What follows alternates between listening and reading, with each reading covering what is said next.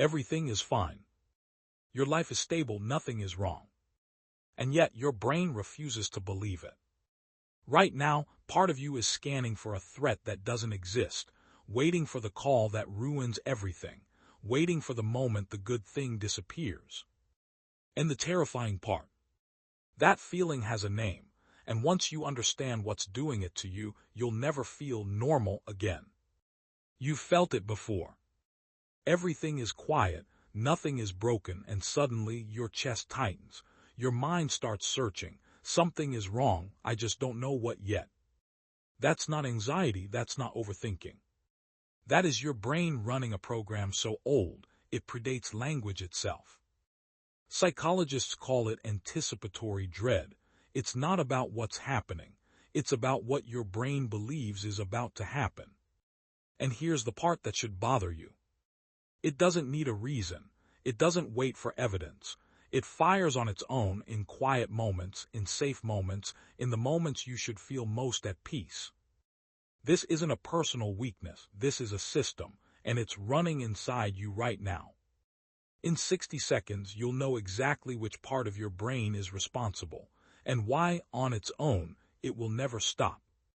Deep inside your brain sits a structure called the amygdala. It's small, almond-shaped, and it is ancient. This part of your brain existed long before you had words, before you had thoughts. It had one job: detect danger and trigger survival. And it was excellent at that job.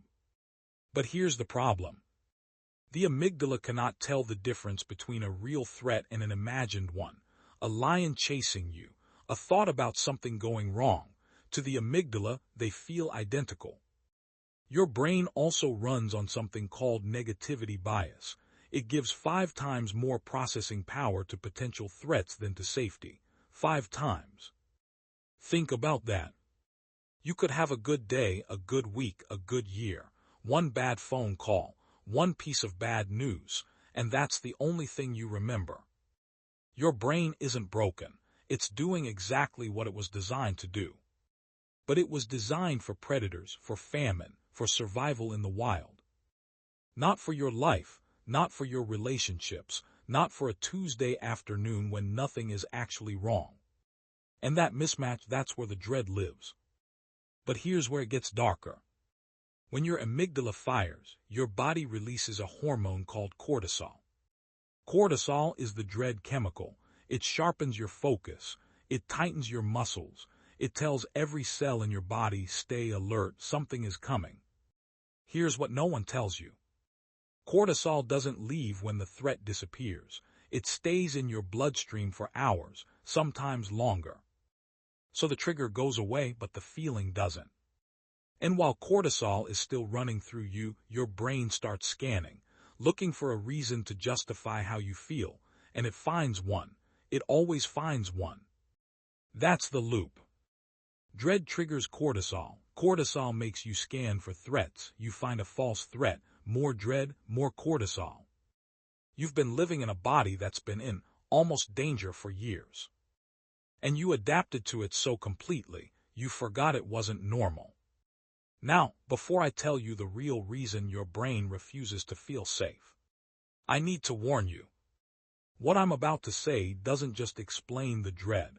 It explains why certain people get permanently stuck in it. And why, for some, the loop doesn't just continue. It gets stronger the more peaceful their life becomes. Stay with me. Think about the people who grew up in unpredictable homes. Not necessarily violent, not necessarily traumatic in the obvious way. Just inconsistent. A parent whose mood you could never read. A home where good days sometimes ended badly, where laughter could suddenly turn into tension. In that environment, your brain learned something. Calm is dangerous. Peace is the moment right before the storm. Safety is a trick. So your brain rewired itself to treat quiet moments as warnings, to scan harder when nothing is wrong, because nothing is wrong was never safe. It was just the pause before things fell apart. And here's the cruel part. You didn't need a dramatic childhood for this to happen. Inconsistent parenting is enough. Emotional unpredictability is enough. Even years of watching the wrong things, absorbing other people's fear, is enough. Your brain built a threat model from your earliest experiences, and it has been running that model on your adult life ever since. There's also something called defensive pessimism. Your brain subconsciously invites dread because hope feels more dangerous than despair. If you expect the worst, you can't be blindsided. If you stay afraid, nothing can catch you off guard. Your brain would rather be right about something bad than be surprised by it. That's not weakness, that's adaptation. But it is costing you everything. Here's the twist most people never see. The dread isn't just a feeling anymore. It's become an identity. Chronic dread creates a cortisol-adrenaline feedback loop, and over time, your brain begins to crave it. This is called allostatic load. Your body recalibrates its baseline. Stress becomes normal, tension becomes comfortable, and when it disappears, you feel wrong. Empty, restless, like something is missing. So you find it again, not on purpose, not consciously. But you pick a fight when things are going well. You self-sabotage when you're at your peak. You feel inexplicable anxiety on vacation, when by every measure your life is fine. You're not anxious. You're addicted to alertness.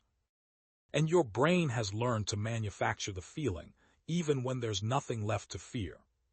This has a cost. Chronic anticipatory dread rewires your prefrontal cortex. That's the part of your brain that makes decisions, that reads people, that processes the future. And when it's been soaking in cortisol for years, it changes. You start reading neutral faces as hostile. You interpret silence as anger. You hear good news and your first instinct is suspicion. What's the catch? When does this fall apart? Why does this feel too good? And slowly, you stop letting people in, because being close to someone means having something to lose, and having something to lose means the dread gets louder. The relationships get harder, the intimacy gets smaller, the world feels more hostile than it actually is. And here's the darkest part of all of this. You don't just feel something bad is coming.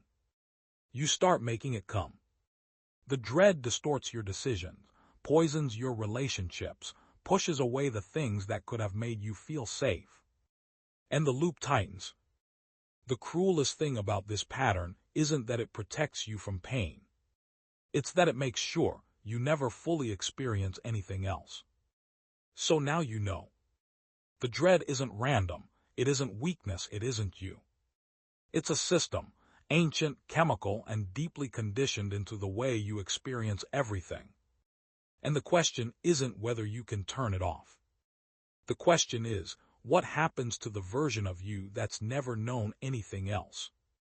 Because breaking out of this loop doesn't just change how you feel. It changes who you are. And most people, when given that choice, choose the dread they know over the peace they don't. Think about that.